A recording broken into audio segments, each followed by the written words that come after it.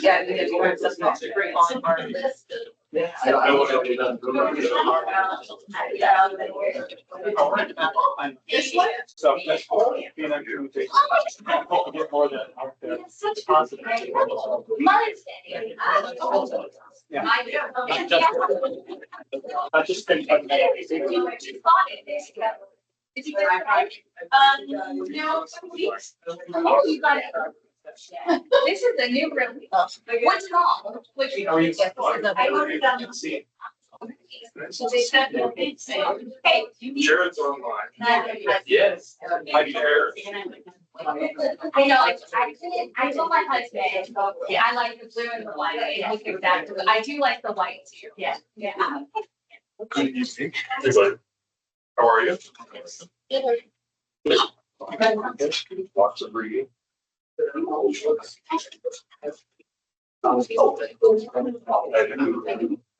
Whatever you like. It wasn't in that one of those books. I haven't finished. She is in that celebration book. Oh, yeah, there's six celebration books. I haven't read them all yet. It's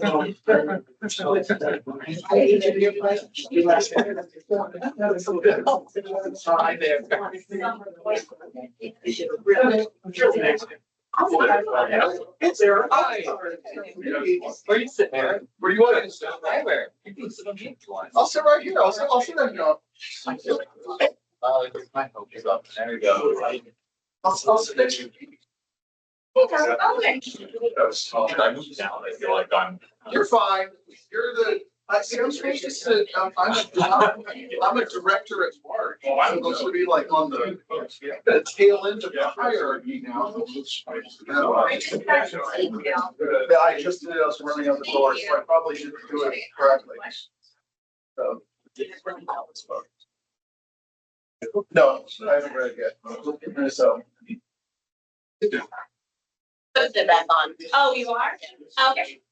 That's what I was gonna ask you. I read through the whole thing. Yeah. So I don't, so I'll just let them know. It's going back on. Okay. That makes sense. Okay.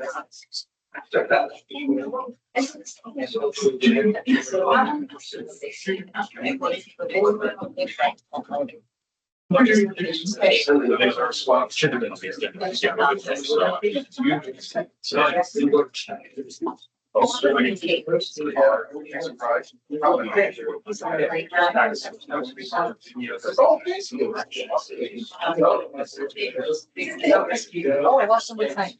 All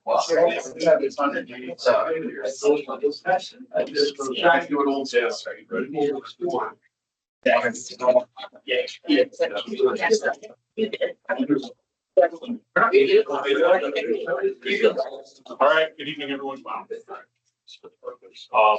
All right, it is 6 o'clock. And today's Wednesday, May 14th, 2025. This is the CROA board workshop. We'll call the meeting to order at 6 o'clock. We have a motion to adopt the agenda. So moved. Wait, hold on, back up. Sorry. Was the meeting properly noticed? Yes. Do we have four? Yes. All right. Now is the motion. So moved. Thank you. Second. Discussion. I think we have an action items that you want to, or discussion you want to end. You wanted to move N to A. Yes, can we move N to A, the power loss and dedication? Into A. Into A, and we just moves down.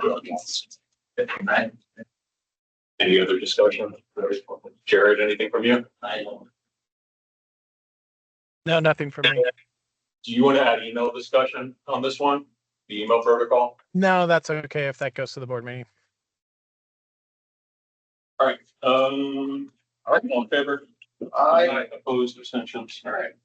First action item, motion to approve condition survey for Parkview Townhomes by Karen's Engineering in the amount of $6,500 from Service Area Reserve Fund as recommended by Parkview Townhomes Committee. With the motion.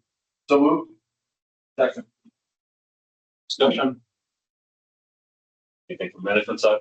No, this is just in preparation for the repair and replacement of the balconies and the railings. Oh, they've already gone through this. Just that we met with them, if they're happy about it, then engineers can write the scope of work and all the projects. Okay. And who says oversight for this? This is Rose or This Rose in conjunction with Mr. discussion? All in favor? Aye. Opposed, abstentions, unanimous. I'm sorry, but do you guys not have microphones? I can't We hear. do not have microphones. Okay. I asked earlier, but Okay. You speak up Will you early. Speak up a little bit. would you like me? Is that better? Yes, it is. Thank you very much. All right. Wait till I get on. All right. Next one, Island Village Clubhouse rentals. So, there is not a motion crafted on the agenda for this, so I would look for someone to make a motion so that we can enter into discussion. And I'll motion for dismissal because we have nothing to vote on or discuss.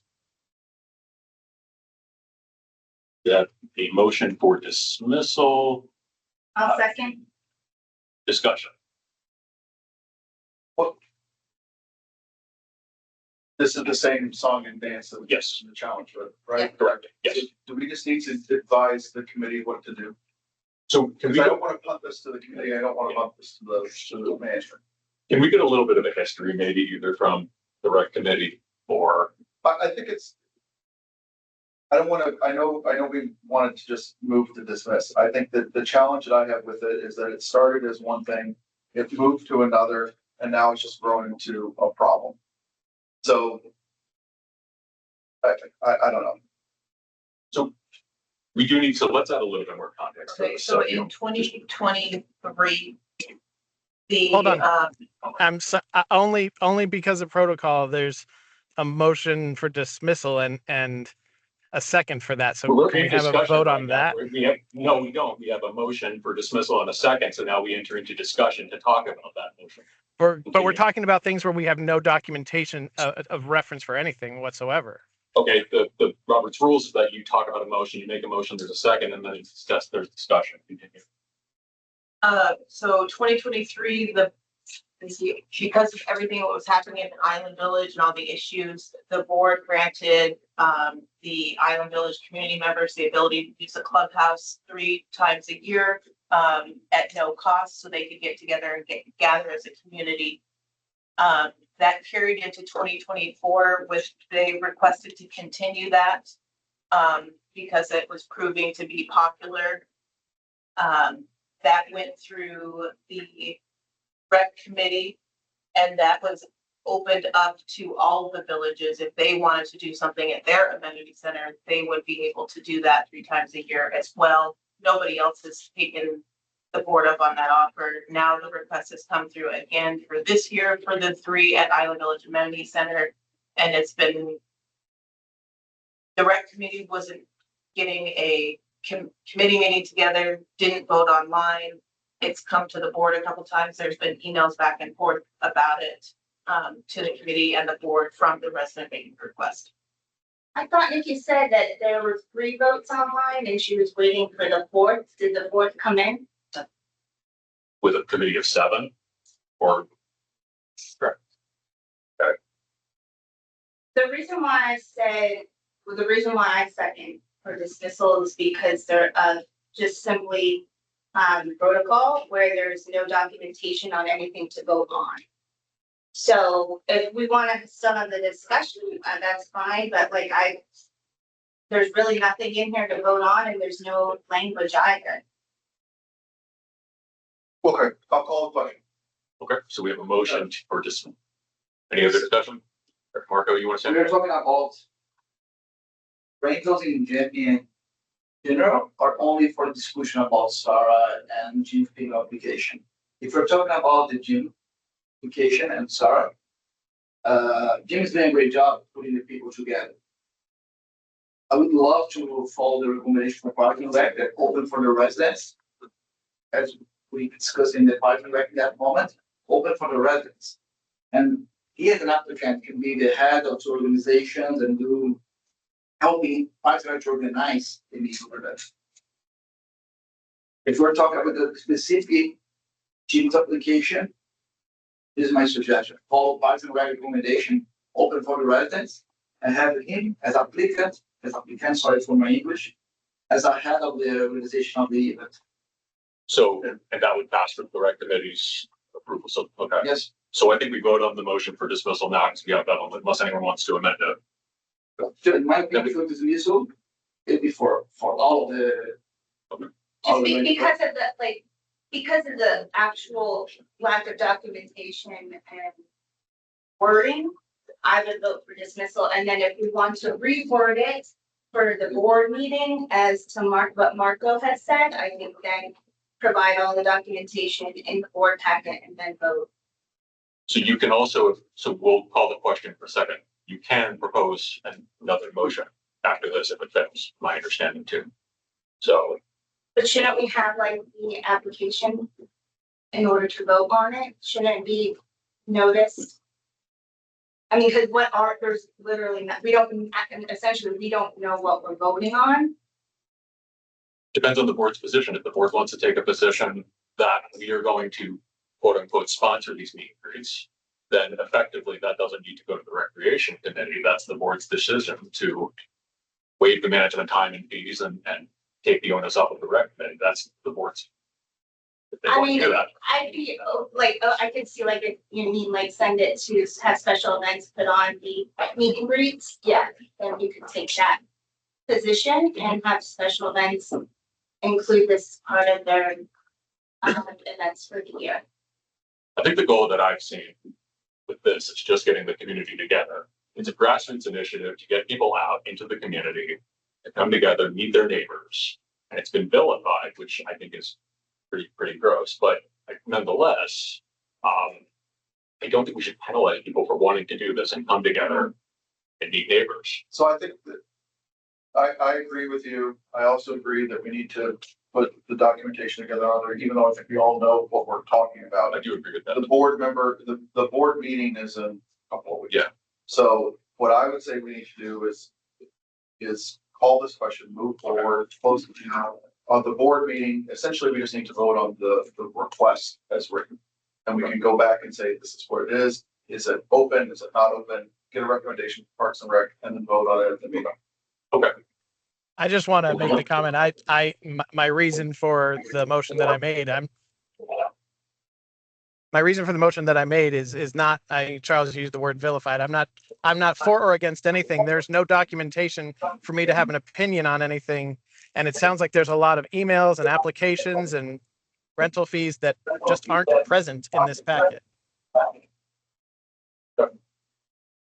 Yes. Can we bounce it back to the Park and Rec Committee to get the documentation that you require? And with the committee is practically brand new, except for two people. To revisit it, to take it off your agenda and then re-present it to you. They're meeting on the 22nd, When is our board meeting? 28th. 20. So that'll be fine. Can I say something? Yes. Yes. If I have to invite 14,000 residents to the building with the people in it, I will withdraw the application because we can't do that. If it's residents of Iowa Village, I've been talking to the new owners and apartments. They're much more amenable to working with us homeowners.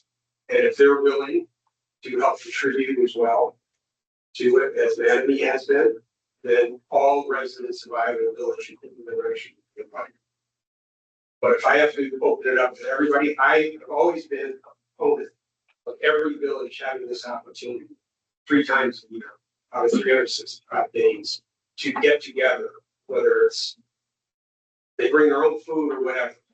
I mean, I just don't see, I think we're a homeowners association and that's what we should. Thank you. So can we, if there's consensus, because I do think there's value in opening it up to the other villages, not just Island Village. So, because when you think about it, we've talked a lot about Canoa and what everything we have going on with that and CJC, but potentially having North Village come out or even Artisan or whatever, it would get people out to the businesses too and get them to see what's out there. Like, I think a lot of times we just don't leave. And it's just a way to get people out, see the amenity, open it up, not have to charge people for it. So I don't know if that's something that we would be agreeable to just as part of record, as part of the committee's I think review. if Parks and Rec want to like put something together. Yep. And send it to the board, that's good. Okay. I also think if special events wants to host these village meet and greets, I think that's probably the most appropriate way to go. Due to all of our policies involved, with events. I think it just is it's a cleaner, more efficient way. So we're saying, so But that's, recreation or special events, if you don't want, I think it depends on what the board says. I mean, or what special event says. From what I gathered before, previously through the emails, special events was implying that in order for this event to take place, it should be open to all residents, which I support too. But like Kevin said, there's going to be another committee. There's a new committee, so who knows what they'll say. But if that's the same case, and then if Jim wants to walk away from it, I think at that point, I think it does still add a lot of value to the community, and it's something that maybe special events could look into hosting instead. So are we discouraging resident initiative and trying to pull something together and kicking it to a committee, to a board? We kicked this issue around a lot as a board, and this is only my third workshop. There's been a lot of discussion about this question. You're right, Jared. There's not anything in the packet, but I think we are all pretty informed on this topic. The question is, can you hold an event for a village and just keep it to that village? I think that's probably the time. We've gone through whether homeowners, renters of homes. I think if the event in question from the very beginning was open to all of Island Village, it probably would not have gotten to this level. But it doesn't make sense to hold an event for all the residents of Celebration in a building that holds a maximum of 80 people. So is it discriminatory to say, hey, Island Village residents, come together and have a time voluntarily, not forcing you to do it, supporting resident participation and led initiative? I think that's a good thing. I think we should celebrate that instead of the procedural, let's kick it to committee. The question was brought to the board. The board has looked at it. We've had discussions about it in 2 meetings now. Mr. Pinot's been here multiple times about it. If we give it back to the committee and they vote, and then we talk about it on the 28th, are we prepared to make a resolution at that point to establish these ground rules firmly in what has been not firm for the last? Are we ready as a board to make that decision? I think with the committee's recommendation and proper procedures followed, such as insurance liability if alcohol is being served, because that, from my understanding, alcohol has been served in the past. And we do require insurance for that. So I think if we have everything in place, especially since, we get certain emails even today, so I want to make sure that we have things in order in case questions do come up. We can say, look, we have this in place here, this in place here. but I think we would assume that risk effectively is what we're saying as a community. We're saying that we don't want the onus to be on someone to be able to have to take out an application, go through the whole process of getting insurance. We're just going to assume the risk. If people trash the building, we're going to hope they don't. We're going to open it up. We as a board are taking that risk. And that's where I get concerned about pushing it to the committee, because we've seen this happen. Montessori, we've seen this happen. That was My point is, we've seen that happen. We've seen committees get vilified through this process. And I'm going to say that again, vilified. And I really don't want to see that again, where the committee makes a decision, we ratify it, and then they just rip you all apart. I would feel better, to Jim's, or to Bill's point, to just have it as a board vote and move on. Yeah, and I think we need to look at this. To me, I still see this as 2 separate issues. One is essentially, and I know I'm dumbing down the request and simplifying it, but it's a fee waiver request for an event versus do we ask Parks and Rec to take on a village by village community creating approach? It's 2 separate things. I think is when we look at it. Agree. Those are 2 separate things as well. Yeah, so I can say we've done the open houses at the amenity centers in the village. They were not well attended. they weren't well attended. I remember. Yeah. So, I think we ask, and I think that there's, to me, I think that we ask for a recommendation from the committee, not a decision. And then we need to make a decision on this at the next meeting. Just on this specific event, and then also to, I guess, residents suggested events moving forward. Okay, so to tie this up, Jared, will you amend your motion to also refer this to the rec committee for recommendation as part of your dismissal? No, because I don't know what we're referring. We don't even have language of what the motion is. So there's nothing exists. I know we're all talking hypotheticals of all these other things that are there, but if we're following Robert's Rules of Orders, we have nothing to discuss. Let's call the question. Okay, all right. So all in favor of dismissing the motion? Aye. Opposed? All right, would you like to make any? I would like to make a motion that for specific to resident suggested events as well as the specific fee waiver request for the Island Village community event. We move to put that onto the board meeting agenda, and we ask the Parks and Recreation Committee for a recommendation prior to said meeting. I don't even know if that needs to be a motion. That's just an ask. But yeah. Marco, are you okay with talking with Parks and Rec about it? Cool. Can we put it on the meeting agenda? Thanks, Lauren. Great. Perfect. All right, done. Palm trees. All right. I'm with you, I'm here, Parks and Yes. Rec. Perfect. All right, moving on. All right. Anything else? No. All right, motion to approve removal of 2 disease/dying vegetable palm trees from Spring Lake Pool Deck and 2 dead pine trees and 1 cypress tree at Lakeside Park by Exquisite Lawn Care in the amount of $8,350 from CROA reserve. Is there a motion? I'll make the motion. I'll second. Discussion. These are the trees that were discussed previously, right? Right. Okay. We're going to notify the community that this is happening, so we don't get pitchforks about trees being hit. Do you want to start with your about the arborist? Or do you have any? Oh, me? Did you work? Well, you can go ahead. I was more, wondering about the law panel. Okay. Yeah. I know we talked about the Spring Lake. The Lakeside one. That was in the, when did you all discuss that? Those I don't think have been discussed. They've just been in It's just been in the management. Is that the one by the splash pad? that is not the one by the splash pad. These are, You're going into Lakeside right after you get past the edge of the bridge, that they're right to the left side. They are intelligent by looking at them that they are. Yeah, the ones next to the water stand pipe. Uh-huh. Yeah. Any further discussion? What's that? Oh, okay. Which, just to be clear, these are not the ones we're voting. Oh, I'm sorry. Yes. The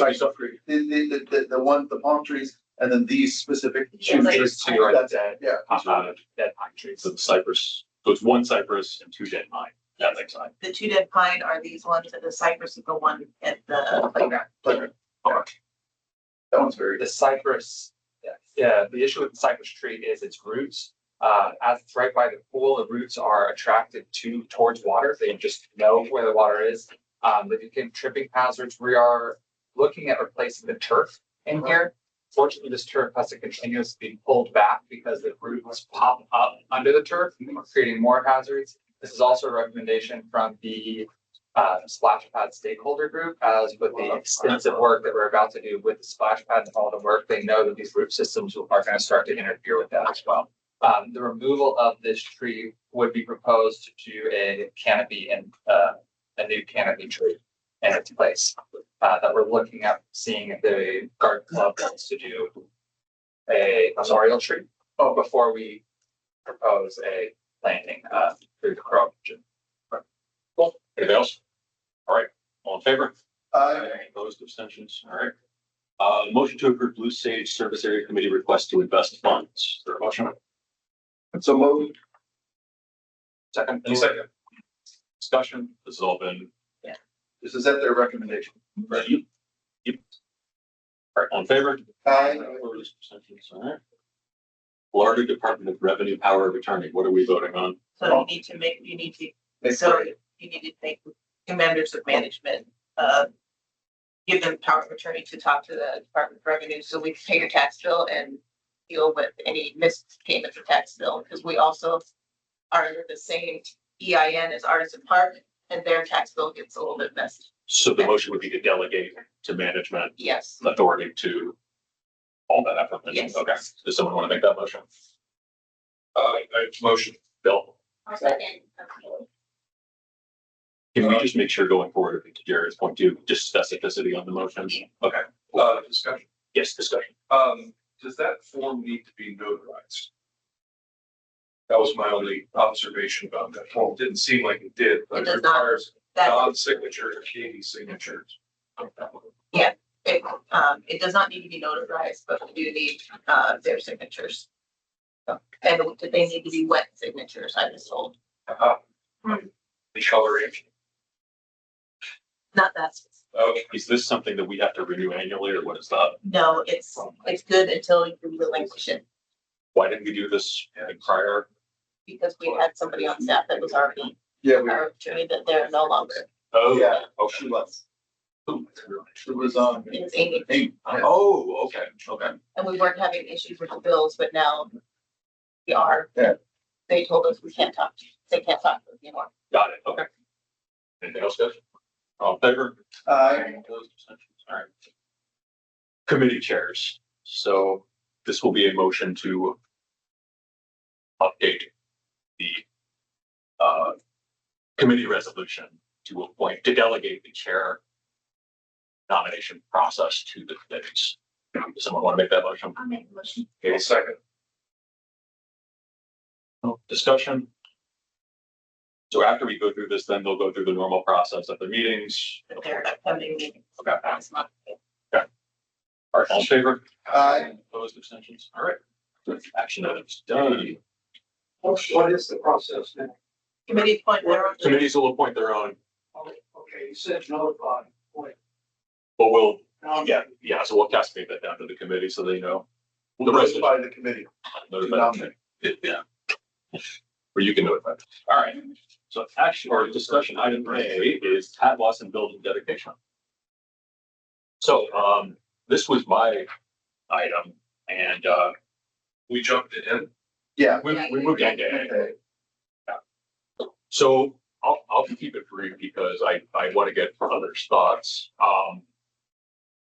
And when I first started getting involved, the one person that they said, you absolutely have to talk to was Pat Watson, just because of the institutional knowledge and everything that she had around celebration and really a lot of the systems and infrastructure and everything we have in place. I think it is definitely attributed to her.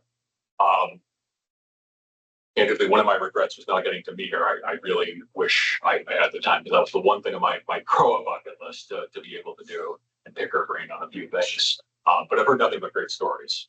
And so as talking with people and leaders around the community, I thought we should do something around the community to commemorate her. I don't want to throw around the word legacy because I've all heard that before. Some of you may laugh with the word legacy, but I think there are probably a handful of people that deserve that honor. So I want to open it up to anyone else. You work directly. Oh, yeah, I worked with Pat for a long time. So this would be to dedicate, I assume, the 851. Anything, Just in general. Yeah, just Yeah. something. No, I think it's fine, and I think that the other piece of this is that, I mean, Pat was here for forever. She was a little bit of a fixture in the community for a long time. Before she bowed out, and then for people that don't know, she did recently pass away, which is why we're having the discussion now. Because in Florida, you don't name anything after until people are dead. So I think to me, I think it makes sense. I mean, I would be comfortable with entertaining the 851 building. I think the only thing that I would ask, because it gets tricky, is you can have the building be dedicated or in memoriam or whatever of said person, but don't put the name of the person and the name of the building or the facility. So in other words, the 851 building or town hall would still be 851 or town hall. It wouldn't be the Pat Watson building, in my opinion. I welcome So. I agree with keeping it the same name, but when you say dedication, like how does that, is it like a procedure? Like, how do you envision it? Like, what would Put a it? plaque on the wall. Flag on the wall, like a room name. No, I mean, something just symbolic, something that just shows, you know, the legacy that she could leave, the footprint that she left. Like the Pat Watson board. Yeah, Just exactly. However, we all agree on it. It is, I wanted to make sure I put it out there, and then obviously I know you got something to say too. But let me, all right, any other, so. Obviously, I'm kind of thinking the same way Eric is. okay. Room, is that what you're saying? Anything. I think the big thing for me is I always have a problem when it's the name of the facility. Right. Because then it's like, it just creates issues. The other challenge is that if you do like a room or you do a memoriam of something, you can always do something else on top of that. So Like we did on the CROA. exactly. Yeah, You know, you that's can do what I was whatever you thinking want. too. Absolutely. Anything, Marco? I like education, but I like to look nice people. That's super nice. Jared, anything from you before we open it up to the audience? I agree with Eric. Good, come up. You're still trying. You don't know how hard I worked to get this in 3 minutes. Or at workshops. We cut you off at 2:59. I'm reclaim my time. You told me what you want. Oh, 3 minutes. But we appreciate the thing. Cindy Swisher, 1204 Downing Place. On March 14th, 2025, Celebration lost an icon, Pat Watson. Pat served as a town manager, executive director from 1997 until 2015. Many of you may not have known Pat and may not be aware of the impact she made on our community. Pat was brought in to manage Celebration at a time when the pressure for perfection was so intense that even the slightest human error or a minor landscaping issue took on catastrophic proportions. She met each crisis head on and took personal responsibility to make things right as quickly and cost effectively as possible. Strong, smart, and determined, she was the kind of leader who didn't just manage a community, but also built one. All one has to do is look around town and you will see reminders of Pat's influence. It was Pat who brokered the deal to acquire the 851 building, which not only served as a new town hall, but also gave the community a space to hold meetings, special events, and expand resident programming. When the fields in each village designated for pickup games were no longer enough, Pat began to focus on a vacant piece of land referred to as the Civic Corridor, owned by Disney. Many believed she was wasting her time. Undeterred, she went to Disney, laid out a plan, and flat out asked them for it. They gave it to her.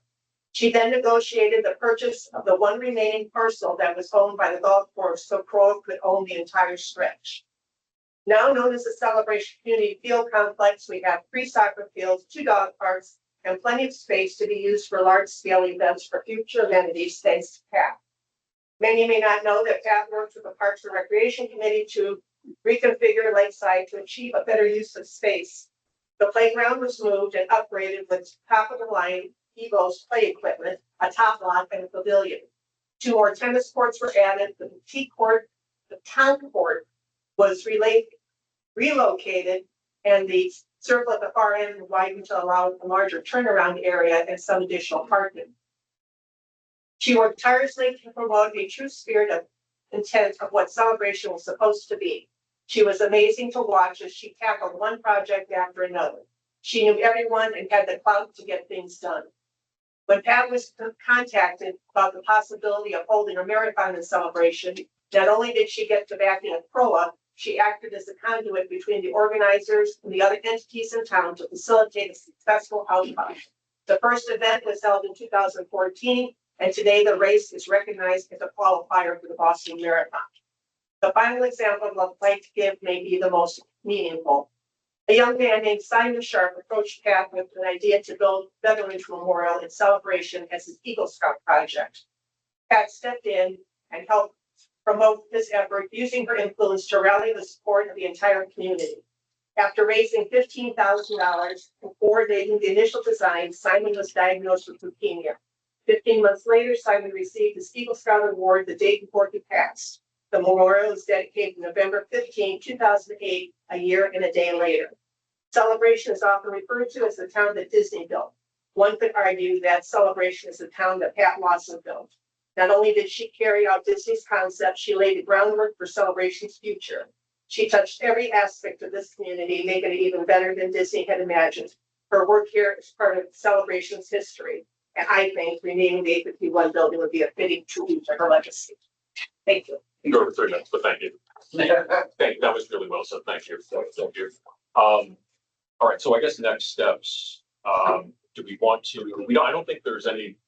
I don't think we need to necessarily put this on the board meeting for this month. But I think as long as we're generally moving in the same direction on this, I think we could just hopefully develop it. I think we just need to agree as a board to say that, yes, we agree with this. And we need to identify something, whether that's 851, whether that's, I always thought it was 851 because I knew that she had brokered that original deal. And that's kind of what we're working on now. I mean, to me, I think that seems the most fitting. So I think as we go in the construction process, we just know we can even direct whoever we select on the final stage to say, we have this, we need to either figure out, is it the building, is it something, they put something in there, is it a ring, whatever. Yeah, when we're finalizing project, we can ask them, this is what we're thinking, can you give us some ideas, maybe, what have you seen? I can say that master plan, there are multiple naming opportunities, and master plan that can be part of their responsibility of identifying those for the board. I like that. So 851, I think we're all in agreement with something. 851, and we ask master plan for a recommendation. Okay. Hear that? Okay.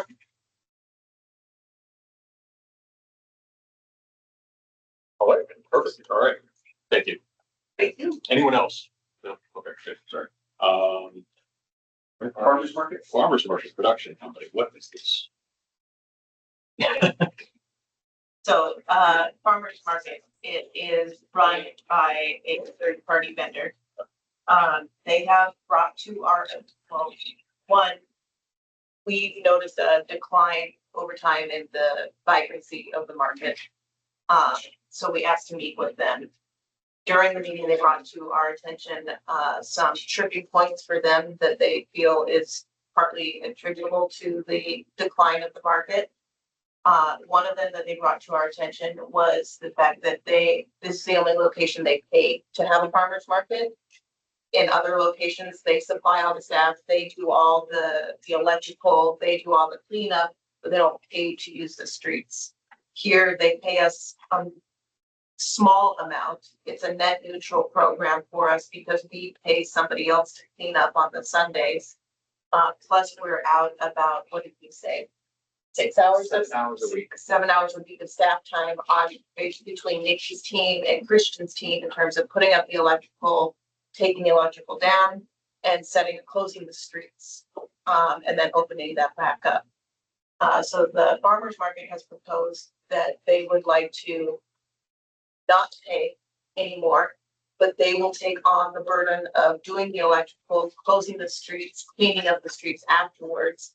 And they also would like to bring in they can use the money that they're not spending, paying us, to bring in new vendors, bring in some other activities. They do pop-up activities at other ones like Crafts. different arts and crafts for kids. They did kind of like a craft building thing on Father's Day one year in another location. So their proposal is that they amend their agreement with us, so they're not paying anymore, but they are still providing the service and taking more of the burden on, and then the burden comes off the staff. Do we pay anything additional for insurance or anything for it? No, they have their own insurance. I've had some conversations about this with CROA members, and I would actually suggest that we consider turning this event over to CROA and let them produce and manage this event. It can be the same vendor, but this seems more like a CROA function than a CROA function. That was actually one of our next topics that we were going to bring up with CROA, because it is more benefiting the CROA businesses because it's driving attention downtown.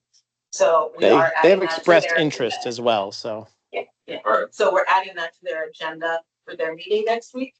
But this seems like to us like a win-win. It gives them an opportunity to improve the market. If it doesn't improve the market, then we can still look for a different vendor, or we can turn this over to CROA for them to run it.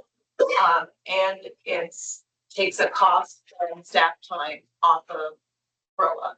I should get revenue from this. It's a net neutral. I agree I with support Marco, it. Jared. Yeah, I think moving it to Canoa is to me the most ideal piece, because that makes sense. If not, and we want, and they say, hey, it ends up, we don't want to do this now. I would say, I'm fine with them taking on the additional burden, but we need to have some language in the agreement that staff still has to go and inspect the area after they complete their cleanup to make sure it's done to the same standard that we would expect.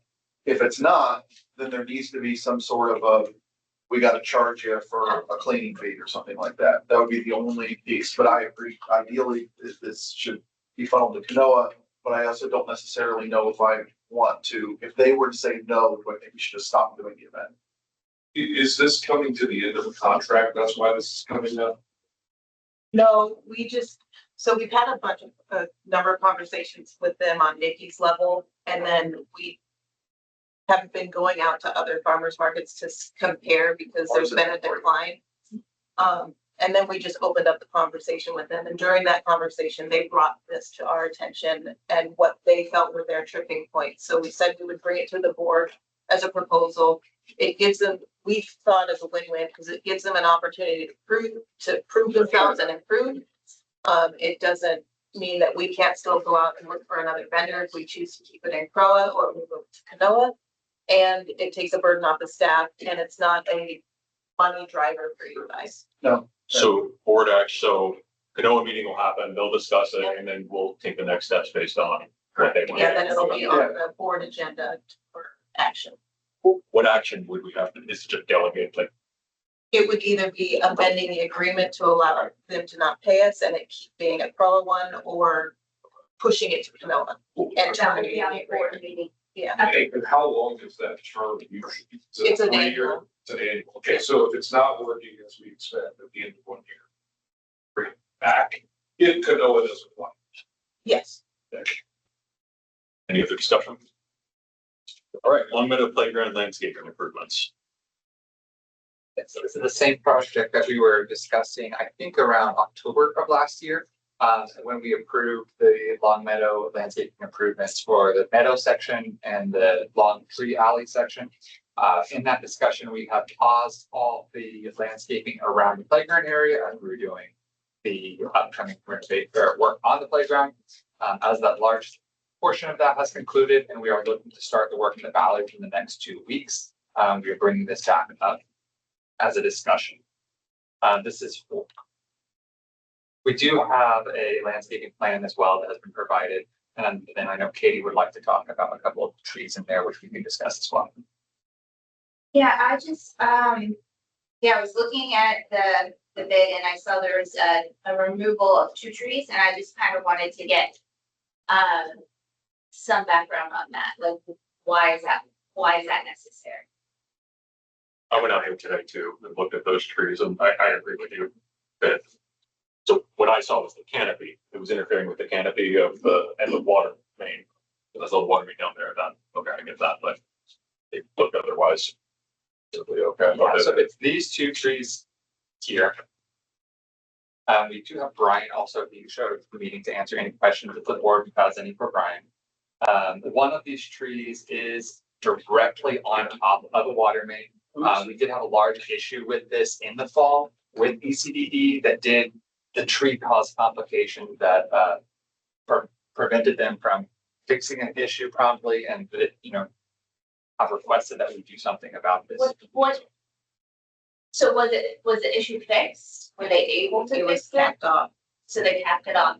And then what did they say? Like, how did they leave it with management as far as recommendation? What did they say? The recommendation is that we don't have this tree encroaching and sitting on top of the water line. The water main's been there how long? I'm curious why this is coming. Well, the tree got bigger. I understand the tree got bigger, but I'm trying to understand. So- what- I mean, so you see that throughout Celebration where the trees are starting to impinge on the irrigation lines and the main water lines, and that's why you're seeing all these breaks. This tree is getting bigger. It caused a huge leak and Brian's team was here for hours trying to shut it off. ECDD was here trying to shut it off. And was this the one that caused us to remove the water fountain? Yeah. So this water main break caused us to have to remove the water fountain there because we couldn't repair the line. We just needed to cap it off. So I went over, having that history is good, and I appreciate that. My fear is that I too went over here. If we remove, and actually this tree's worse than the one that I thought we were moving, to be honest. It's gonna change the look of the park pretty significantly. My crazy question, and is Brian physically here? Oh, Brian's physically here. Don't have a heart attack when I ask this. They can move trees. And I know it's expensive, but that tree is expensive. Like if we were to try to buy one of those trees at that maturity level, I mean, we'd be talking a lot. And so if the line is capped right now and the only impact is we don't have a drinking fountain, we need to just find another way to route water out there for a drinking fountain. And then we let it ride until the tree breaks something else, because another tree's gonna break something. Unless I'm missing something else, Brian. So I think I've got it in writing that one tree is actually leaning towards the play structure. Oh, that's a different discussion. Now I have that in writing, so if you choose not to remove the tree and it does come down with the play structure, That's on us. I'm Yeah. partly minus. The trees are, Celebration needs to decide, the residents of Celebration need to decide, do we love trees or do we love our tree canopy? Because smothering your tree canopy with trees is cutting off the oxygen necessary to create the tree canopy. So if they love their tree canopy, it's time to suck it up and start maintaining that tree canopy, rather than being afraid of, let's remove this tree. Oh no, my feelings are hurt because I love that tree so much, but keeping that tree may feel free in its place. So there needs to be a change going forward. I can tell you in this area, Long Meadow, Hippodrome, Long Meadow, Academy Road, Townhomes, Savannah Square Townhomes, Water Street condos. Hire an ISA certified architect, hired 3 of them to do an assessment on CCDD streets, on CROA streets, on single family resident trees in this area. And they're gonna come back with a recommendation of removing about 20 to 30 mature trees that are deceased, waiting to come down. One of them, you can check with CCDD, one of them already totaled a test one because branches fell off the deck. So, go ahead. Sorry. To me, the piece, so it's a good point, Brian, and I think to your point, we're more concerned about the canopy of the shade. The shade and the look of having the tree there. They do provide some shade of that playground. If you were to remove all those trees, we're gonna have to start talking shade structure for this playground. Right now, we have the benefit that we don't need to worry about that. The intention, these sweet gums that are grown up, they're grown up like bees, right? Yeah. The intention would be, now two of those light bulbs, the ones closest to the pavilion, right there, the bird look, are 2 of the most beautiful light bulbs in the entirety of the celebration. I mean, they're majestic. They're absolutely stunning. These sweet gums are interfering with the canopies of the remaining live oaks in this area. Remove these trees and the live oaks will fill the empty space. Or trim the canopies. Of the sweet gums, you're talking about separating the 2 trees. Correct. This sweet gum here doesn't even have any, and it is almost a vertical tree, so it doesn't, there's not much shade. I'm trying to find The oaks do have a much larger, they spread out much more, where, this is the only one, and this is the one on the water main that would provide any shade, or debatable shade. This one here, this isn't as much as the live oak you just mentioned, is providing more. So they're not going, there's other, the main shade provided by trees is through the live oaks, not on these two. So can you point, which trees are we talking about? We are talking about this tree right here. This is the one with the water main. And this tree right here.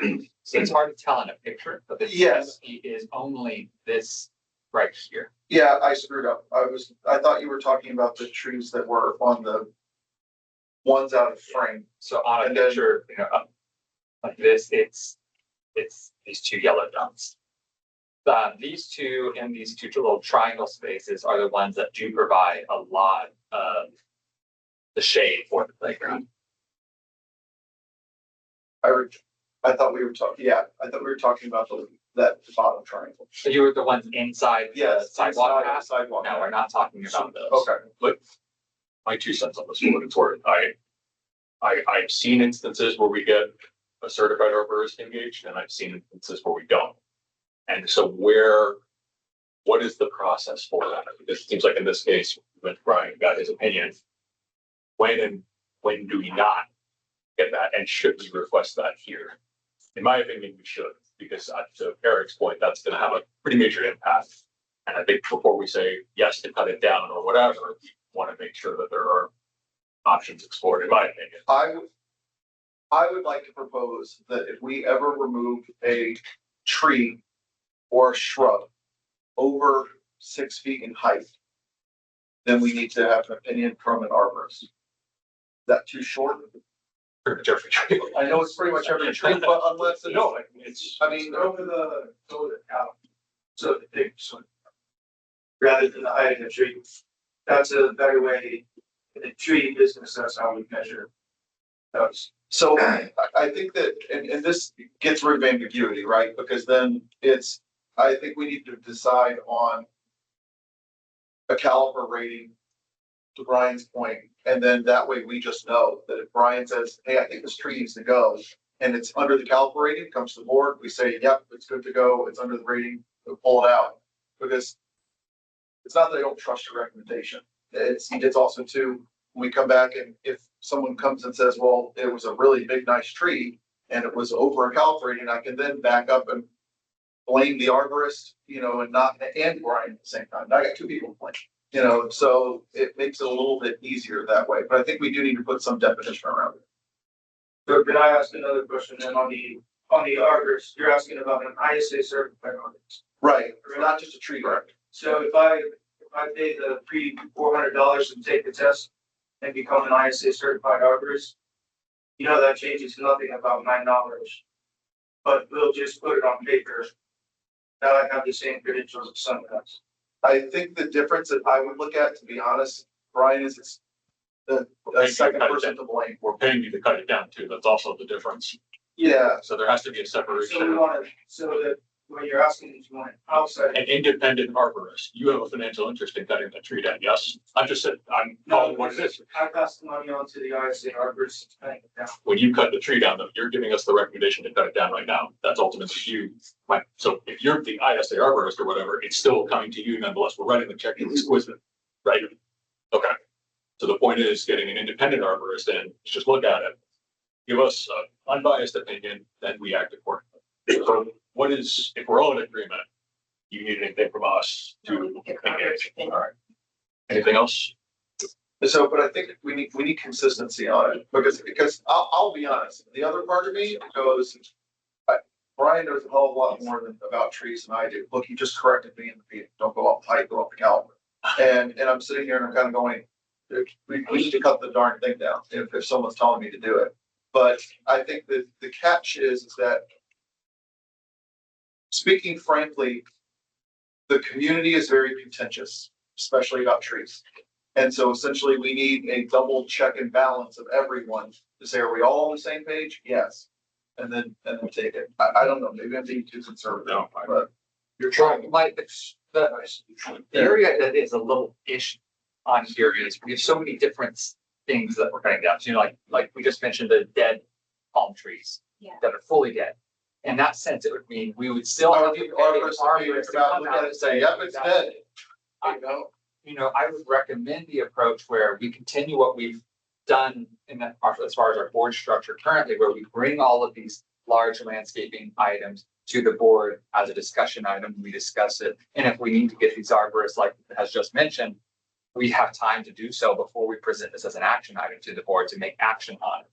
So I do agree though with, and Brian, I don't know if you were joking in your recommendation of like getting someone to come in and evaluate these things. We did this 12 years ago now with Davey.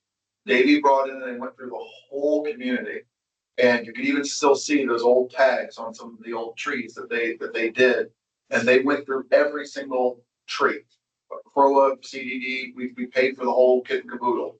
And I think, I don't know, maybe we need to explore doing that again. So it might be something that we do want to talk to CDD about. And any of the entities, any of the alphabets that we say, look, we want to do this. I think we need to do it on a holistic perspective, because having the trees fixed in a park that's adjacent to a CDD tree, if one is interfering with the other, they're gonna shade each other out. They're gonna impact each other. So we gotta kind of get all on the same page. So I would even be happy about approaching CDD saying, we need to talk through trees, and maybe they have a solution that they want to talk through too, of looking at this holistically as well. Timing with the service area of trees too, honestly, considering where that's landed, so. And to me, I think that we might be able to negotiate a little bit more with an arborist that can come in and give us an opinion on 100 trees at a time, rather than doing the onesie-twosie tree as they come up. Plans? A plan, I don't know, We're working with CDD. tree plan, it's Okay, so I think that's You want good. me to take that to Angel with CDD and see if we can coordinate something? yeah, I You'd would, be interested. yeah, if we all are in alignment, I think that we should do that. I think bluntly, in the case of these two that we're talking about specifically with Long Meadow, I don't have a problem with removing them. If it was a few $100 to get an arborist opinion, we pay a few $100 to get the arborist opinion on it, then Brian's off the hook for it. I ultimately think we're still probably gonna cut the damn trees down. So moving forward for the board agenda, do we keep it as is and just add in arborist recommendations on these two trees? If we're discussing in the workshop setting, then I think we'll have these conversations and then we'll be able to how to engage from there, yeah. Specific for this Long Meadow or item. Yeah. Because also there's budget implications, I'd imagine too, with, well, where's that gonna even? When did this need to be done by though? Well, we were gonna put it on your board agenda for approval. So we can get it. Would you be able to get one prior to the meeting?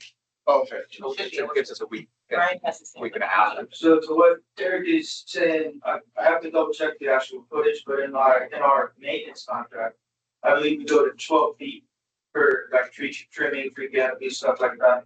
So I said to check with the arborist on the caliper on the removals, but if you just put it that anything over 12 feet tall, you got CCDD involved, partnered up, and I had an arborist come in and just do an evaluation on all trees and celebration. That would be probably the best point. I think CCD does 14, if I'm not mistaken, so that may be a good number. Yeah. With 2 feet. All right, good direction. Good. Yes, Okay, thank you. cool. All right, Spring Lake Amenity Center and use landscaping. All right, this one's, we'll try to keep relatively quick. A couple things on this one. Spring Lake, the members in Spring Lake are wanting their landscaping improved, both in the townhomes, the garden homes, and then the amenity and the CROA locations as well. Something we're starting to look at is doing a large project on the amenity center and its connecting uses and a couple of the larger uses there. The issue was we were going to start looking at this in 2026 as our park improvements calendar have pretty much been built out through the rest of the year. Due to community voice that we've been receiving, we've adjusted the park improvement calendar to escalate Spring Park. So this is something that we're looking at now of making this part of the second quarter and about a $55,000 project there. we're looking at as well on this of doing a change out of some of the irrigation. So Spring Lake has a lot of the drip lines that have been an issue with plant success. And we've asked that we start to look at, along with this plant change out, that we do an investment in an irrigation change out from a CROA in on the amenity center space itself, of switching out some of the strip line to heads. That way we can see if it's successful, but to provide those recommendations to the service areas, because change out irrigations can be costly. So the 55,000 is just specific to the amenity building itself, and then the two other numbers that are below there for Eastern and Western Muse. No, that's 55,000. Sorry, that's one project, one invoice. So it's one project, one invoice. Are the Muse part of the service area, or are they CROA? All uses are CROA parks in Spring Lake. And the Muse itself is the is the grass area inside the walkway, right? Yes. So the eastern and western muses are the fence of the pool. Yep. Outside of the fence that you may think is part of the amenity center, those are two muses that are separate.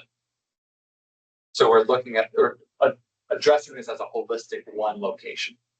Oh, so not all Eastern Muse and not all Western Muse. It's literally the ones adjacent to the amenity building. Yeah, that's correct. Because I know there's Eastern challenges Muse, on the other. and that's Muse. western. Oh, okay, fair. Okay.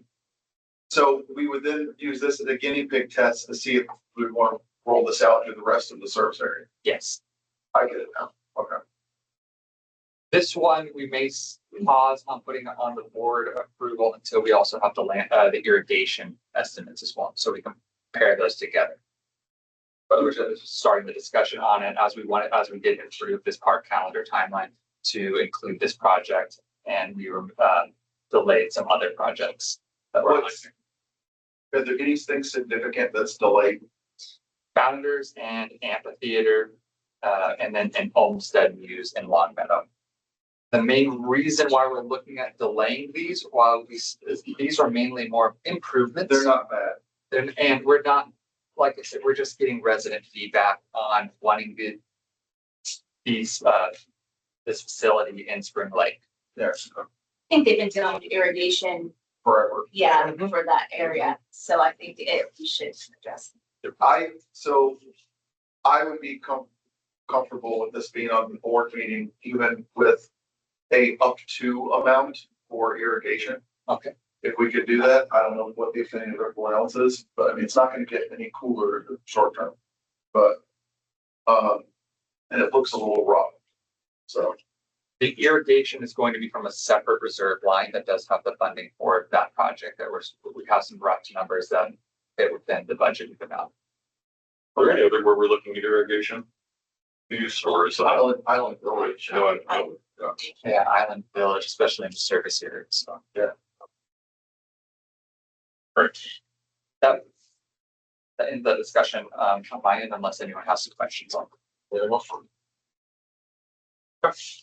Spring Lake outside wall landscaping improvements. So this one is the large area along the boulevard that against Spring Lake. That has a fair amount of missing landscaping that has just died out through the years, as it has never really been addressed of replanting there. This has been now a bit of a larger project as far as the funding for it. So it's something that we're looking at bringing to the board to get done. Can I ask, and if anyone disagrees, is there a way to get, I think where these are, but can we get pictures too of like where these specifically are? I don't know if anyone else feels that way. I just think it's helpful to see kind of what's in reference to.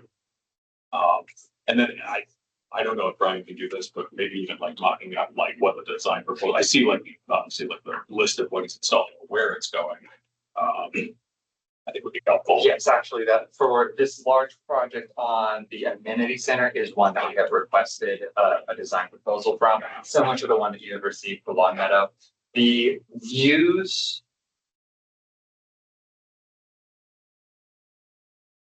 Use of the wall. Sorry, the wall is a full like-to-like replacement. It's filling holes of current shrubs and bushes. So this section here is Spring Lake. From one side all the way down to the other has, I see pine straw in here though. Yeah.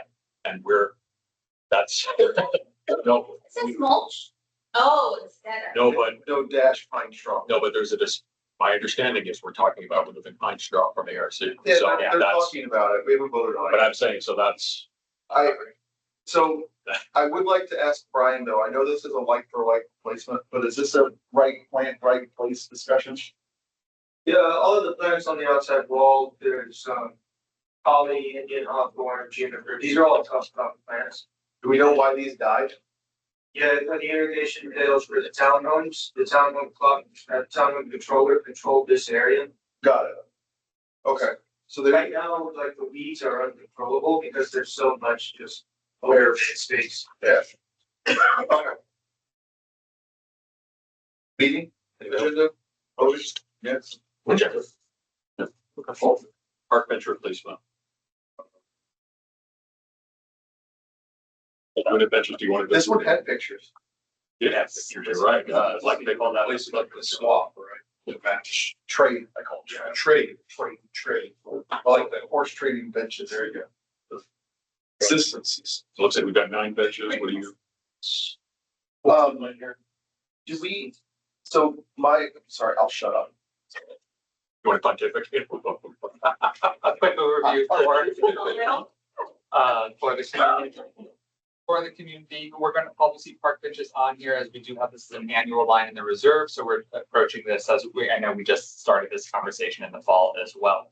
What we're looking at here is we have about an annual budget of $18,000.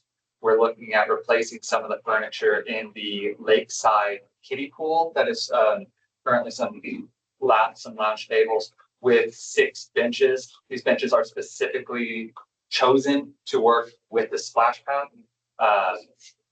And as you can see here in this image here, they are 100% recycled, UV protected with concealed hardware, designed to be exposed in sun, water, and not rot. Also, comfort was an item that was considered for that location. The picnic tables at the Gathering Green Museum Island Village, those were installed by Anatomy. They're a bit of a designer table, not a commercial park grade table. We've done multiple repairs on them. One bench has had to been completely removed due to safety, and they're just continuing to deteriorate. So we need to look at replacement of one entirety. Because they are symmetrical in the park, we're recommending just replacing both together. And then lastly is just one Victorian bench in Savannah Square that is missing. I like all of this. If the board does decide to go with these Island Village replacements, can we let Maggie know that, maybe in phase 2, if they're. We've commented on their Okay. furniture choices in phase 2. Yeah. Yeah, especially with the amenity center that Yeah. we provided that. And we have seen from earlier revisions to now some changes being made based on that. So that hasn't come through. Yeah. So here's that on there, and then the one bench is just missing here, and we're doing a like replacement.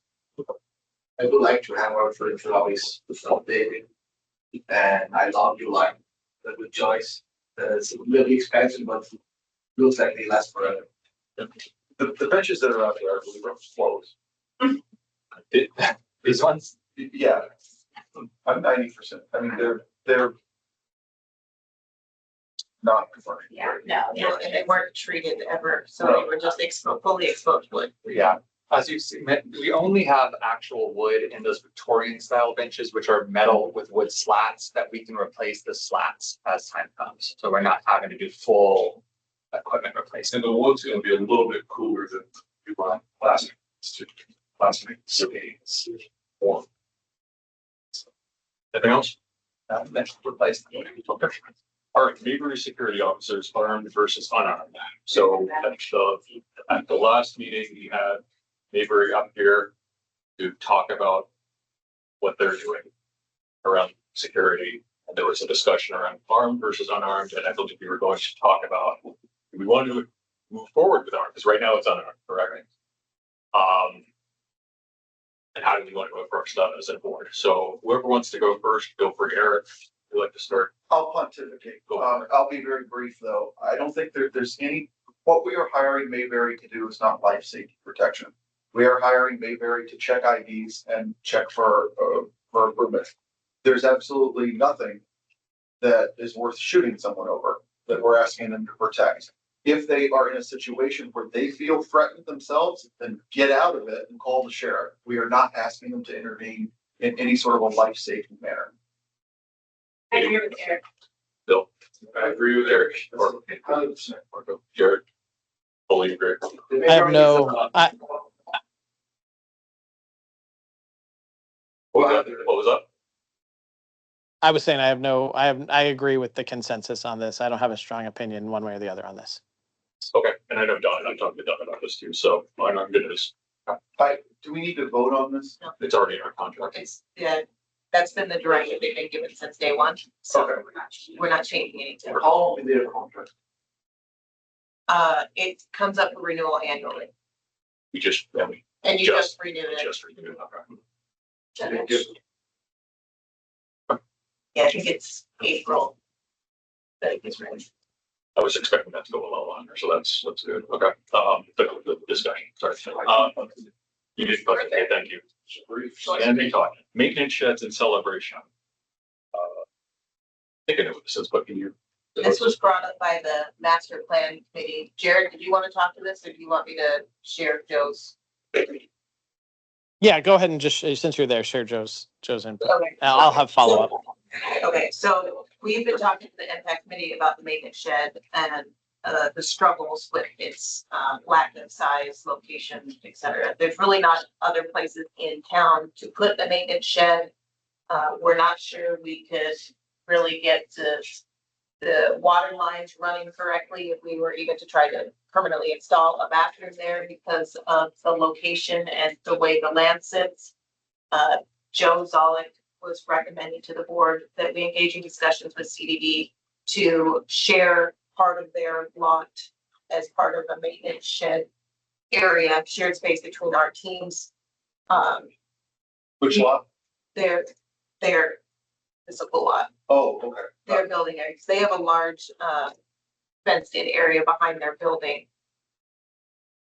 At CCDD, Yeah, they this is- talked about that they don't even have enough space for all that they need, so. So in prior years, in late 21, early 22, there was conversations with CDD about eating a little bit into lot D and making that a shared space or putting a shed there for maintenance purposes. But you know, it never went anywhere. But yeah, so that's kind of where it came up from the master plan committee. How does CROA, what is the contribution from CROA, both in, look, well, maybe we're not that far yet. It was just an idea that was Okay. brought that he wanted to Okay. get to the board. And some additional thoughts about servicing Island Village as it grows, and space there too, was Yeah. something that they brought up. I think we need, in my opinion, the Island Village piece is gonna be the linchpin that's gonna really knock us down hard, if we can't figure that out. I do think that we need to be aggressive to the point where we need to ask for space. If Madavy's not willing to give it to us, then we maybe need to buy a lot. And I know that sounds crazy talk, but there's no way that we can service that amount of area by driving vehicles every single day, even just from the circuit, the Civic corridor. To me, that just does not make sense. Yeah, no, we fully agree. And we've talked to Manatee about identifying some areas where we may be able to have a shed. They haven't identified that yet, but so we're gonna need to continue to push that conversation. Yeah, a workspace, there's a space for them to work to break. We don't have enough space for vehicle storage at this lot either. And we are still, you know, CROA does spend money on storage units for supplies. Yeah. That we're spending that's a lacking of storage we are currently. So you just need basically board saying, yes, pursue this and come back to us with where do we go? How can we, I guess, help provide momentum on this?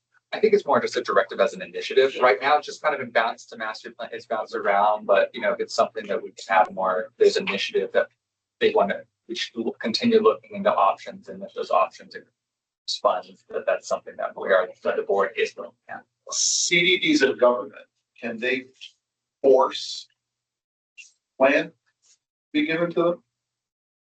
I don't know. The land that's being developed out there was originally owned by Disney, and the development rights were sold to Mattamy. So Disney is fully still engaged in developing the plans for Island Village.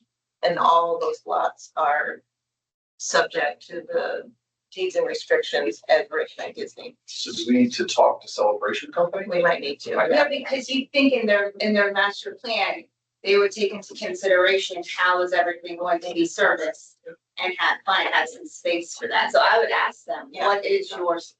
We can I think- plan. I think we still need to leave this with master plan to bring forward a couple options for discovery. Yeah, Great, do you want that's a to? good point, Jared. As Terry Huntsman, as someone who attends all the CCDD meetings, CCDD has negotiated with Mattamy to get a piece of land for CCDD maintenance shed. So it does already exist, but they haven't built any, I mean, the agreement, but they haven't built anything on it. You can talk to them about it. Yeah. Thank you, Gary. So I'd like to leave this with master plan and give them an initiative to find more or put together 3 or 4 options as far as what we could do here. Well, do we know the square footage of space that they would need?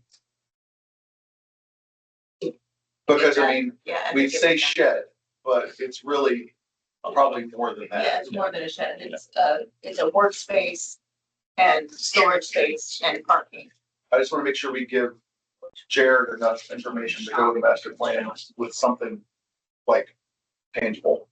Yeah, we can get that. Yeah.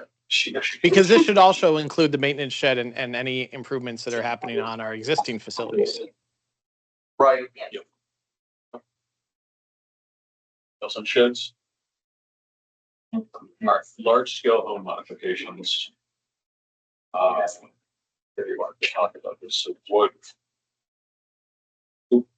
what is this? I can take this from the ARC perspective. So in the packet, what you see is this is essentially a distilled version of the original Celebration Company guidelines that were handed to developers when they go to develop homes in Celebration originally, when they were building things out. One of the challenges that ARC has seen is the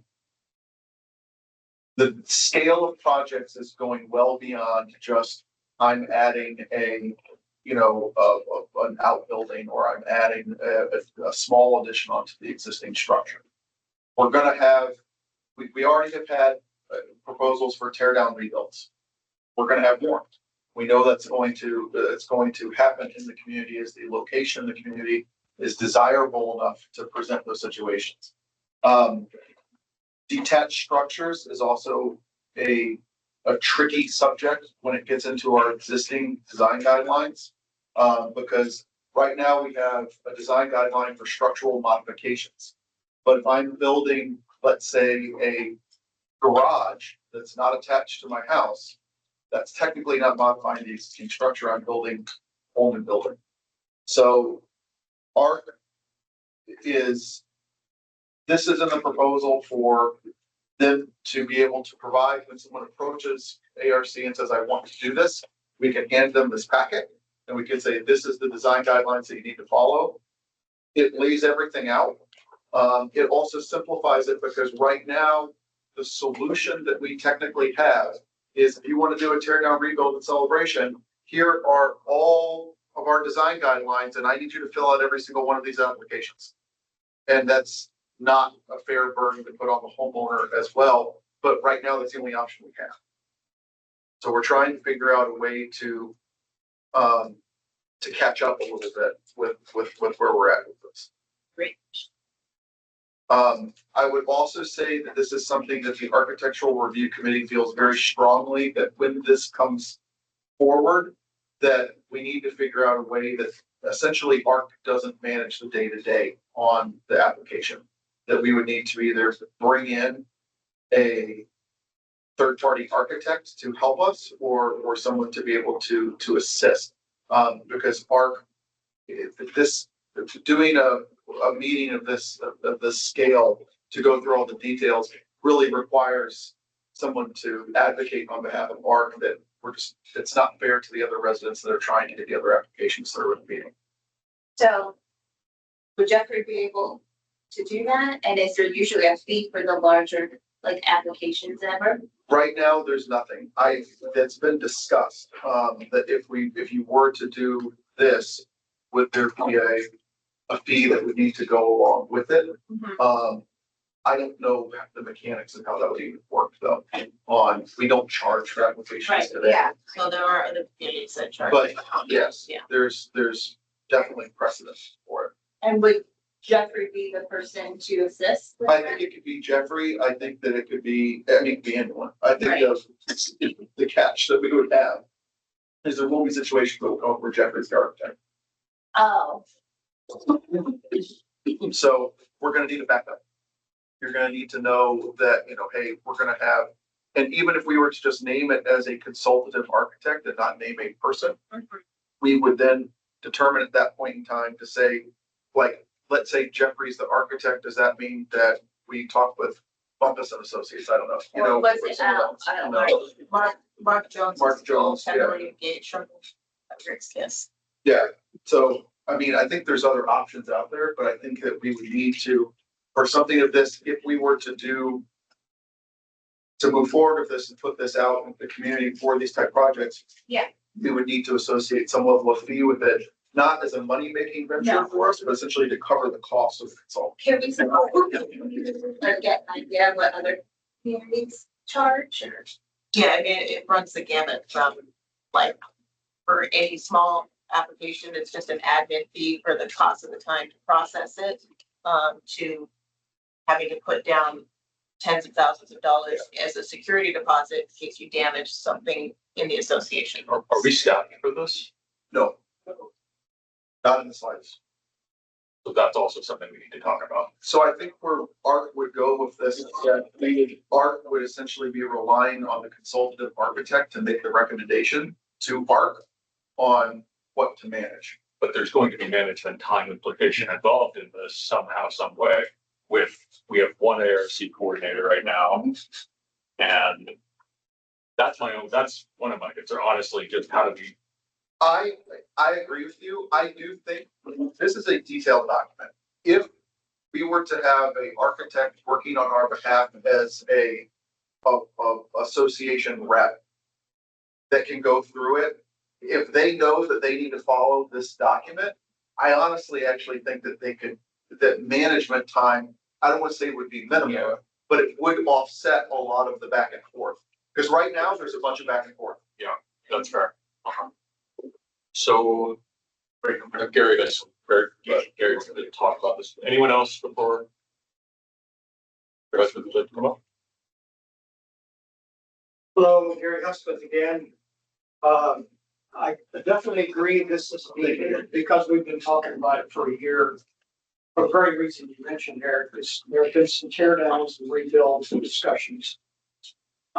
So we do need something like this document.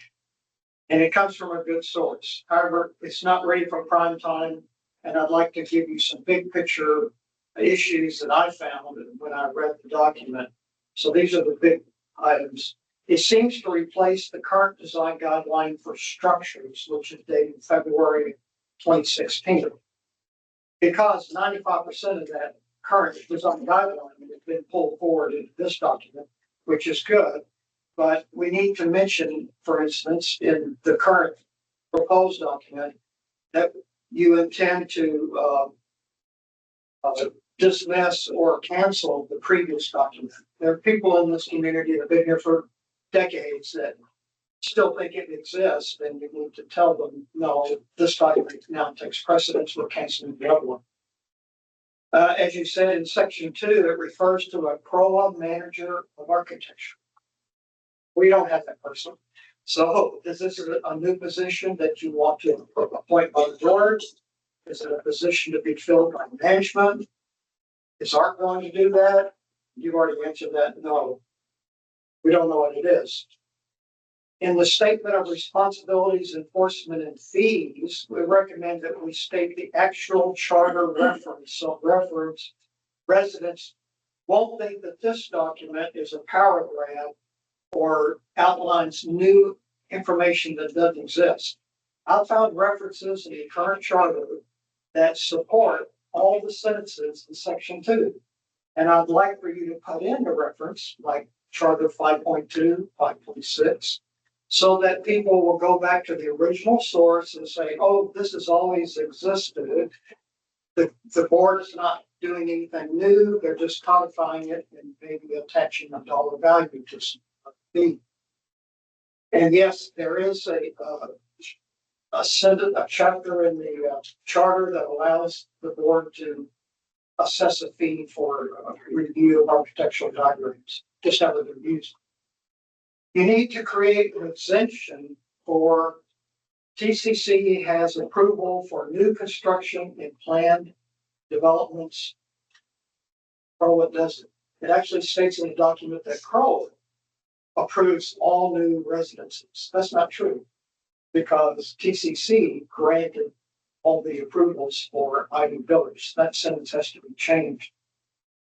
Charter 5.1 has a statement that says, no prior approval is necessary to rebuild or restore any damaged structures in a manner consistent with the plans, specifications most recently approved for such structure. That actually exists in the charter, and I wouldn't want residents to feel like they have to fill out volumes in accordance with this new proposal if they're going to do the exact same thing that was destroyed in fire. That's already in the charter. So there's another exemption. This creates a new category of documents.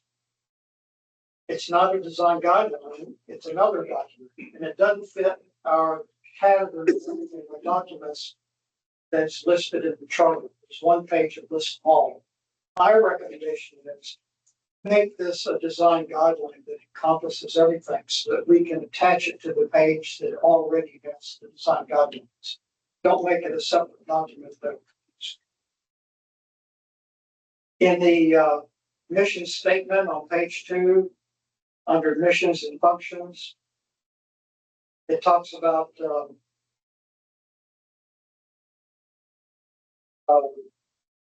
CROA does not approve all new construction and celebration.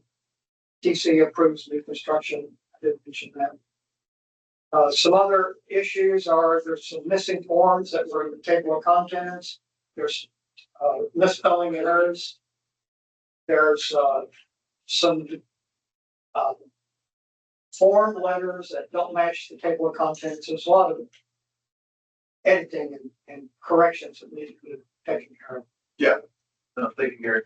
Yeah, and I agree. Just to be clear, this isn't something that we're looking to vote on at the meeting. It's essentially to raise it to the board's attention and community's attention. There's something we got to do. So I think in addition to the pieces that Gary mentioned to consider, but then also this is a document that we're probably going to need to send to the lawyer for them to review to make sure that we're in compliance. But so obviously there's going to be a fee associated with that. So I want to make sure that we're comfortable with that. I also I think that we can research the discussion that had been had previously. Well, a fair amount of the communities in our area for applications of this size, the fee is a percentage of the cost of the structure. I think is an interesting way of doing it as well. So if you look to see kind of what other associations around here does, I would love to ask Grand Manners what their other communities do, so that then we can just get some ideas on how we want to tackle this. Would it be appropriate to find out like approximately how much the like consulting architect would charge for their time? Like, I don't know how much time is involved. I mean, I think most of them would charge on an hourly rate, and I think some projects would go quicker than others in terms of depending on what, I mean, if you have Jeffrey being the architect of record, he's gonna know the process and it's gonna go more smoothly versus somebody who's not familiar with the process. It's gonna take them a lot more time and thus a lot more hours of the consulting architect. Right. We want to consider reaching out. Walton Park president had reached out to us. So, I mean, they are set up in a very similar way. Sure. I mean, that could be valuable. I know they're not a grandparents' property, but they, I can ask. yeah, I don't, I. I can ask Mark Jones on average how Yeah. long it takes him to review the management proposals and get to Oh, from start to that's a good finish. idea. Yeah. Just, because what I'm thinking is, whatever it costs, whatever the architect would charge is what we want. So just be even, Yeah. past year. Yeah, no, exactly. Anything else? So I'm gonna, if it's okay with everyone, I'm gonna bump service area without committees just under service area council, just because I know budget is important. So budget process 2026. So all the department heads have submitted their budget to Jacob, myself, and Ray. We've reviewed them and have done an initial filing of them into the standard budget spreadsheet that we've used previously. We've added a couple of additional subschedules. We're gonna comb through it a couple of times to make sure it's ready to be proposed, and then we will send it to the finance committee end of May for them to start discussing and going through it with management throughout June. Hopefully it goes through June, and if we need to go into July, great. And then the goal is to have a full-fledged discussion at your August workshop, be budget focused for review, whichever way you want to do it this year, whether it's line by line or just an overview from the committee chair and the treasurer and the liaison. You guys have done it different ways. So Is there any preview you can give us now or nothing right now? the CJC cost sharing agreement will be a significant impact. Yes. Yeah. Anything else? It will be at least 4%. And, yep. Yes. Good times. Okay, the service area council. Okay, so this one's I'll try to brief on this without committees and all that. So this is going to spin off the maintenance committee concept that we talked about last year, which kind of died on the vine. Cindy Smith had reached out. She's on the Green Lawn Service Area Committee, and she recommended having kind of a focused group of representation from the service areas come together and almost like a conduct council, really, but just be able to talk, discuss what's going on in the service areas. Landscaping obviously has been a major problem, pain point, and just kind of share best practices. So I think this is kind of the next iteration of the maintenance committee, but not a common area. It's about just service areas. So what I just wanted to put in front of the board is just thumbs up that you all are okay with this and move forward and figure out people want to join, if they want to get engaged on it, or kind of throw it out to the service areas for reaction. Any thoughts? It's anything. Silence is yes. We would allow people without a committee. How would that work? Well, right now we already have a problem getting people on the committee. Yeah, Right. so It would be a representation from the committee. So they would have to delegate someone. But what about this? but what about this? Yeah, that's, Well, they would, yeah. that's, I think we need to get them together to figure out what we can do. Yes. So this is what I was thinking, like, as far as like CROA. And it could also be used for service areas as well regarding like landscape maintenance, like if that's where they're like really trying to like focus. So this is what I was thinking. I have mentioned it a little bit to management already. I know Grand Manners has a position for a landscape supervisor, a role. They've recruited for it in this area before, and it's public, it's been posted public. The hourly rate is around $22 an hour. So it's not like a very, I don't think it would like affect the budget as much.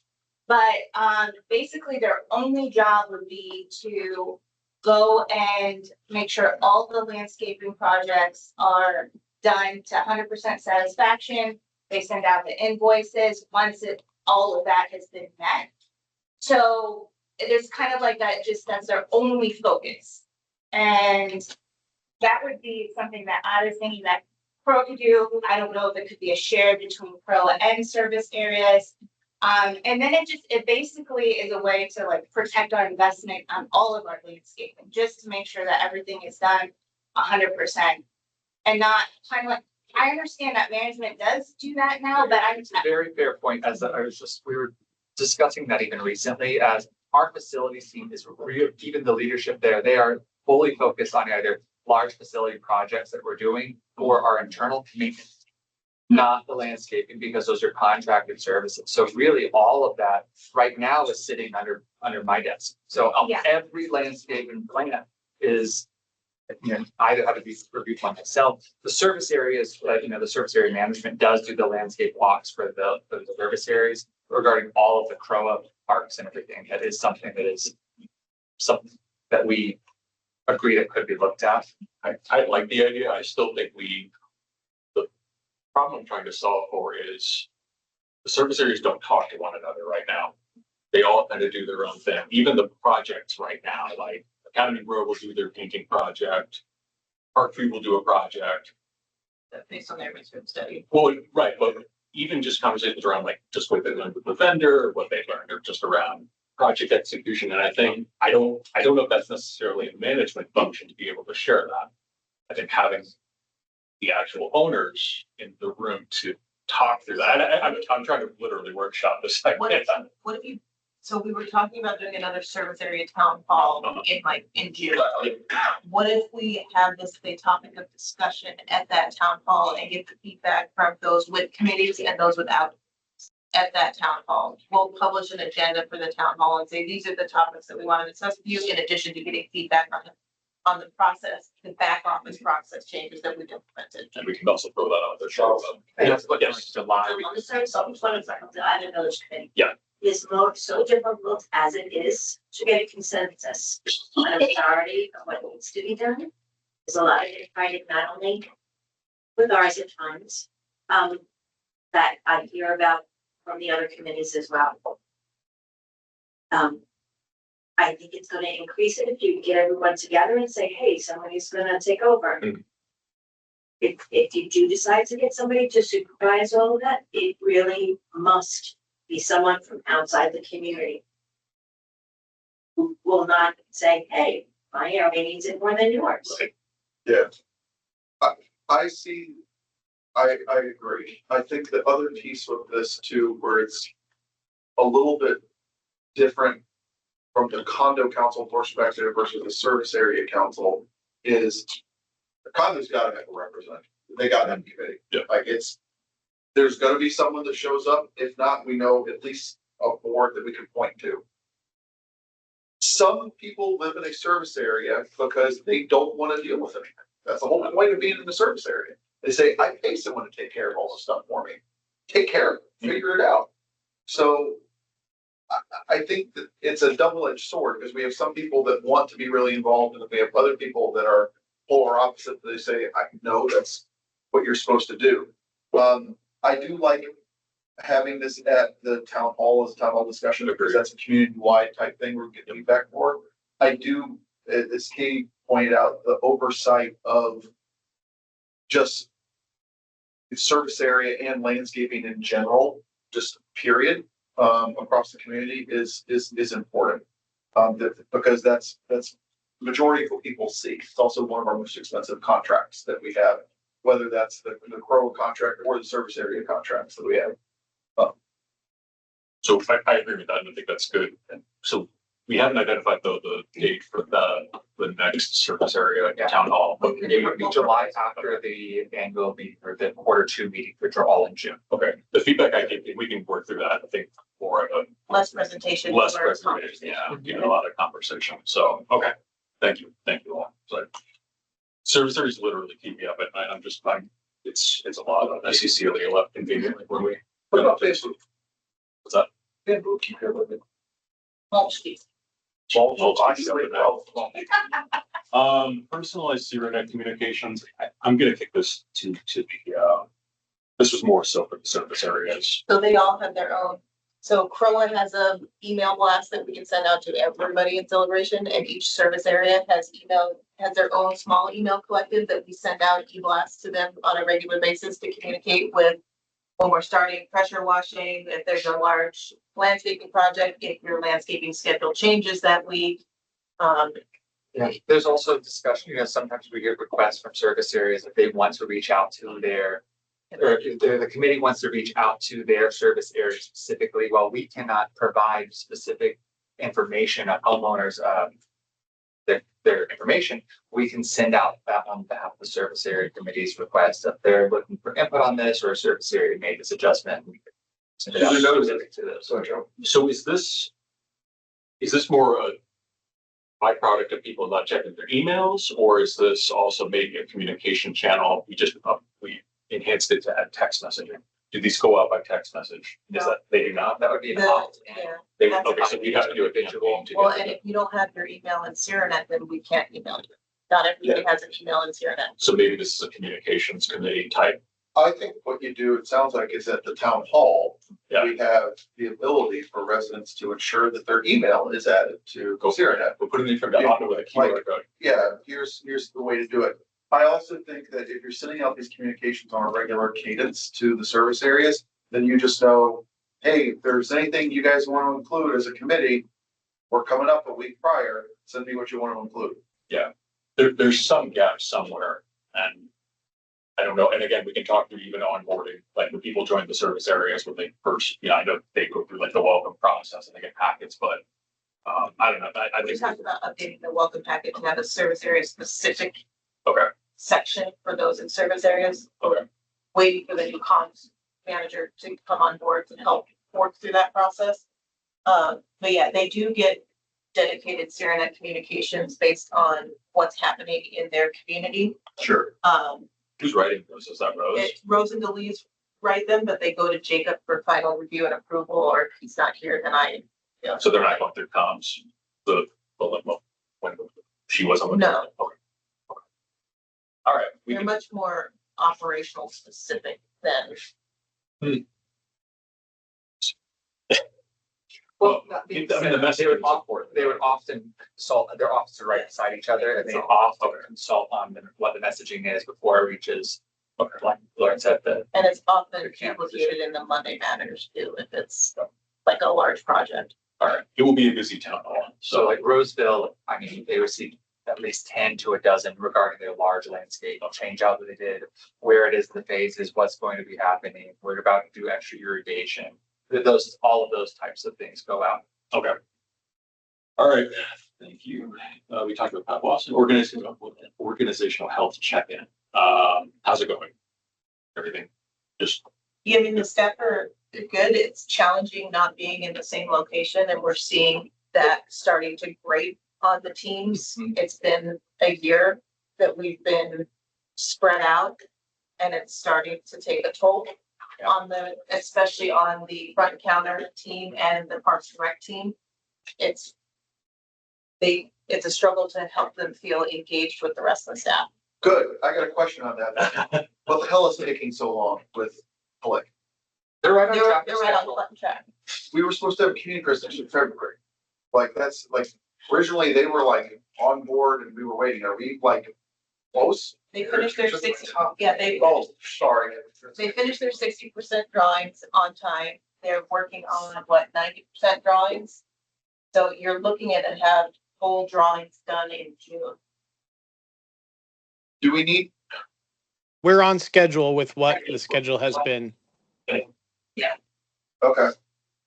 But I agree, and I had the same feeling that you're having, Eric, and so I started pushing on that last week, but once I got the 60% stuff and master plan has that and is commenting, so we are on schedule. We did fall behind 2 weeks, but they've caught up since then. Yeah, I mean, if you do remember, we were still in that analysis paralysis till the December workshop. So really, they only started running full speed ahead in December with approvals in December. So we're just about 5 months into them running full force on. Okay. So what are you doing? Is there anything to obviously keep everyone engaged and keep morale up? Anything you all are doing? I know you did the bowling night or whatever. Is there Yeah, anything? we did bowling night, we did a staff barbecue for admin professionals day. Okay. Everybody got together at Jones Room or not Jones Room, sorry, at CCFC. Okay. Christian was our grill master, and there was, Chris brought his big, large music player, and it was a good lunch for everybody. Okay. We bring everybody together for monthly management meetings, we recognize the employee of the month, and we're doing other small engagements on a team level. Okay. With the managers. Is there any stress between us increasing the relationship with Mayberry? No, Okay, I should know, like, from the existing park and pool monitor. Oh, no, they're oh, happy. they're happy, Okay. they don't like doing that. Okay. Yeah, Okay. and actually on that program, it's, the update we received today from Mayberry during our check-in of the implementation is it's been very well received. They even thought that it wouldn't be, but so far it's been very well received. We do expect that to have some changes once summer actually kicks in. As right now, the pool patrons are the typical daily pool patrons who've been looking forward to a program like this. Part two to storm guard, which is riveting. Are you all doing any, I'm trying to be like my organization, I don't know if anyone else is, but we typically will get like feedback, like pulse surveys, like at midpoint throughout the year, just to review like how management is doing. Are you getting what you need? Are you having coaching discussions? Are you all doing anything like that? Corporate does that. Okay. They ask questions both on the local team. Okay. How you feel locally with your local leadership, your local manager, and just your local environment in the community that you work in. And then they also ask about the overall corporate side, company as a whole. Okay. And then our performance reviews are kind of split. It's not a performance review in one season. We have the employee start section, process in the fall, and then the manager reviews, and then that's brought up for evaluation only in late spring. So it ties that together. So, and I know this, I don't want to like blur lines, but like, so if there's something where you get feedback like, hey, we need more X, Y, Z, Demetrius, and then we'll cascade that down to you, and then you'll action it, you'll find, okay, all right. I don't think, I didn't know that was Well, happening. and corporate HR came on site last year when we rolled out some local HR policies. Okay. For attendance and dress code and a couple of other things. Okay. And they had, one-on-one check-ins with anybody who wanted to talk to them. And all of our staff have the direct line to our HR director. Yeah. And they all are aware that they are free to talk to them as whenever they want. And there also is an anonymous tip line, an anonymous complaint line at corporate too, so. Oh, can I get? One last thing on that though is, and just one thing I've noticed in it's been about 8 months or so here is this team works. It's a nonstop, drinking from a fire hose every day. And all the departments, and you see that in our weekly reports as well to you, that it's just, and that can sometimes be the stress, and that often can be our issue when trying to build in these engagement times with them. And that can, I noticed was a shock because I expected, we're doing a barbecue or a potluck that everyone kind of pitches in. I didn't realize how this operation is so tight that we often have team members that like, I see it, I can't, or they don't feel they have the time to do that. Just something to elevate, but that shocked me when entering. This is good conversation. Again, the more engaged the team is, the happier they are. It's not going to be perfect, obviously, but the more things too we can affect as a board. And I know we're doing like a little breakfast for the maintenance staff and whatnot. I think that's really important because we obviously want to make sure that we keep good people. It's interesting work, try to do the best we can, but obviously, we want to make sure that we're. And there's value to that, there's, keeping it lean, so we're using the association's funds efficiently and not wasting it on staffing, Well, of course, and I'll even say in that vein too, that when we have vacancies come open, we're looking at positions and do we need to modify positions so we're keeping talented people and adjusting other departments, keeping the service level the same to the association, but making sure we capture that talent and utilize them effectively. You see that with Chris moving from covenants over to events. that team is moving and shaking and a well-oiled machine right now with the two that are in there now. And we were able to keep a talented employee in Chris, and give him a little bit more flexibility and a little bit more happiness in his work. Anyone else? Anything else? Nope. All right, storm guard net. So the two large nets at the CCFC, when they were first installed, they're about 6 years old. They were raised and lowered a lot more than intended in their original design.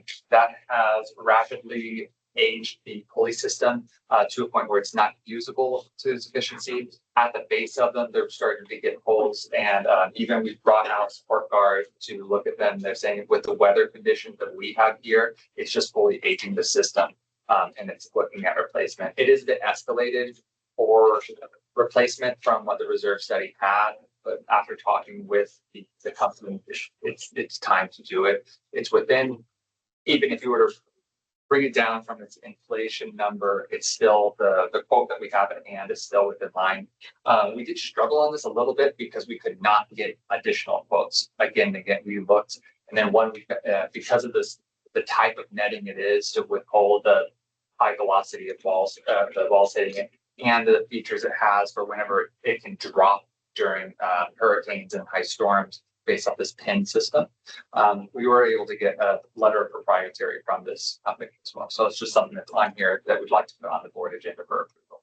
And on the Has ARC's voted on this at all? It's a like for like, So that, I know, just. it's a like for like replacement. It's a replacement. That's my only question.